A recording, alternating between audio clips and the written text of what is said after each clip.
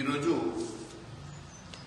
హైదరాబాద్లో football player మెస్సీతో football match ఆడటానికి దాదాపు 100 కోట్ల రూపాయలు రాష్ట్ర ప్రభుత్వం ఖర్చు చేస్తున్నట్టుగా మరి ఎవరబ్బ సొమ్మని చెప్పేసి ఈ రకంగా రాష్ట్ర ప్రభుత్వం వివిధ శాఖల నుంచి ఖర్చు చేస్తా ఉన్నదో సీఎం రేవంత్ రెడ్డి గారికి సమాధానం చెప్పాలని కోరుతా ఉన్నాను.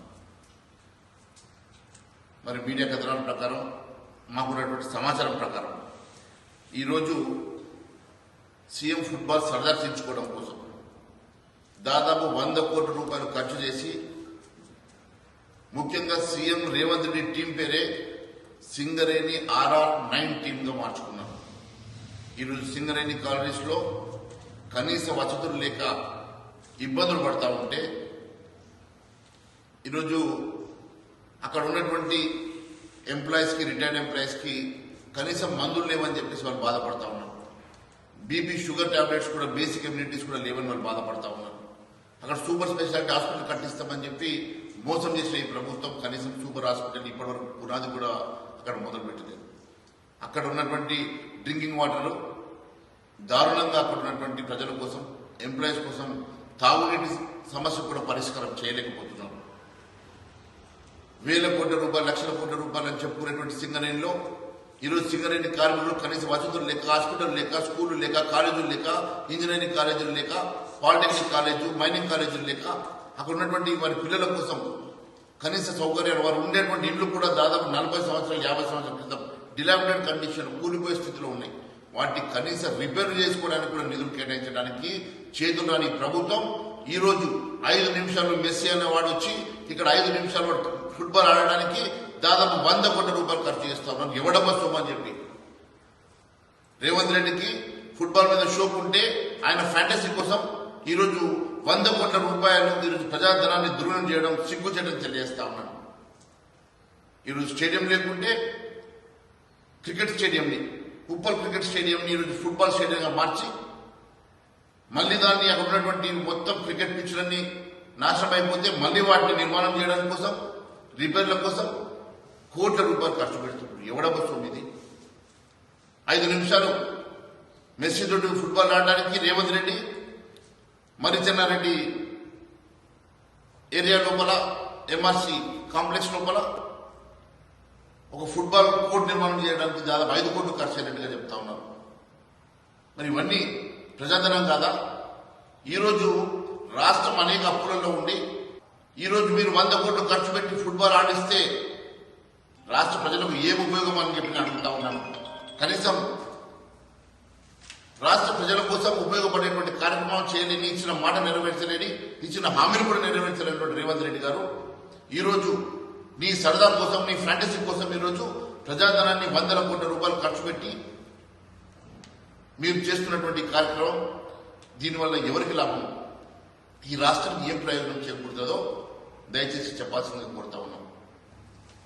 అంతేకాదు ఈరోజు తెలంగాణ రాష్ట్రంలో గ్లోబల్ సమ్మిట్ లో భాగంగానే ఈరోజు మేమంతా చేస్తున్నామని సిగ్గు లేకుండా మట్టి విక్రమార్క గారు శ్రీధర్ బాబు గారు చెప్తా ఉన్నారు కదా.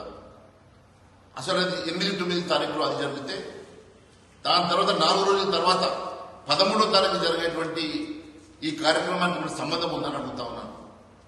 ఈ ఫుట్బాల్ కార్యక్రమానికి వల్ల ఎక్కడి నుంచో ఫారిన్ నుంచి యూరోప్ నుంచి తీసుకొచ్చి మెస్సీకి మీరు కోట్ల రూపాయలు, ఆయన ఫీజు దాదాపు 70 కోట్లు అని చెప్తా ఉన్నారు.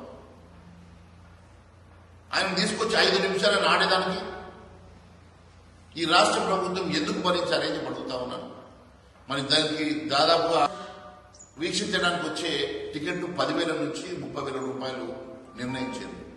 దాదాపుగా 70 కోట్ల రూపాయలు ఈ ఫీజు ద్వారా టికెట్లు అమ్మిన వాటి ద్వారా ఆ డబ్బంతా కూడా వెస్ట్ బెంగాల్ ఉన్నటువంటి ఒక ఈవెంట్ మేనేజర్ కంపెనీకి డబ్బులు పోతాయి.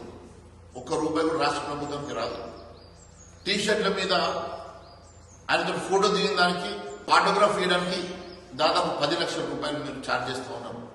150 మంది దగ్గర మీరు ఫోటోలు దించిపిచ్చి వచ్చిన డబ్బులు కూడా మరి అదే వెస్ట్ బెంగాల్ కంపెనీకి ఈవెంట్ మేనేజ్మెంట్ పోతా ఉంది. మరి రాష్ట్ర ప్రభుత్వానికి ఏం లాభం ఉన్నది? ఈ ఫుట్బాల్ వల్ల రాష్ట్ర ప్రభుత్వం ఒరిగేది ఏంది? ఇచ్చిన హామీ నెరవేర్చడం చేత కాదు కానీ ఈరోజు రాష్ట్రం ఒకవైపు అప్పుల్లో ఉంది, కనీస సౌకర్యాలు కూడా నెరవేర్చలేని పరిస్థితుల్లో ఈ రాష్ట్ర ప్రభుత్వం ఉంది. ఈరోజు దాదాపు 100 కోట్ల రూపాయలు ఆయన ఫ్లైట్ ఛార్జీలతో సహా పూర్తిగా ఈ రాష్ట్ర ప్రభుత్వం భరిస్తున్నదంటే ఈరోజు ఎందుకోసం చెప్పి కేవలం మీ ఫ్యాంటసీ కోసం మాత్రమే ఫుట్బాల్ మ్యాచ్ ఆడిపిస్తున్న మాట వాస్తవం కాదని అడుగుతా ఉన్నాను. అవే డబ్బుతోటి సింగరేణి స్పాన్సర్ చేసేటువంటి డబ్బుతోటి నిజంగా ఈ ప్రభుత్వం చిత్తశుద్ధి ఉంటే అనేకమైనటువంటి కార్యక్రమాలు సింగరేణిలో చేయొచ్చు. అక్కడ ఉన్నటువంటి క్రీడాకారులు ప్రోత్సహించవచ్చు, అక్కడ ఉన్న హాస్పిటల్ని ఇంప్రూవ్ చేయొచ్చు, అక్కడ ఉన్నటువంటి బేసిక్ ఎమ్యూనిటీస్ని పెంపొందించవచ్చు, వాటర్ సప్లైని మెరుగుపరచవచ్చు, అక్కడ ఉన్నటువంటి మరి ఉద్యోగులకు రిటైర్డ్ ఉద్యోగులకు మరి మెడికల్ ఫెసిలిటీస్ని పెంచవచ్చు. ఇవేమి కాకుండా ఈరోజు నీ ఫుట్బాల్ మ్యాచ్ 5 నిమిషాలు మెర్సీ అనే వ్యక్తితో ఫుట్బాల్ ఆడడానికి ఈరోజు 100 కోట్ల రూపాయలు ఖర్చు పెట్టడం అనేది సిగ్గుచేటు.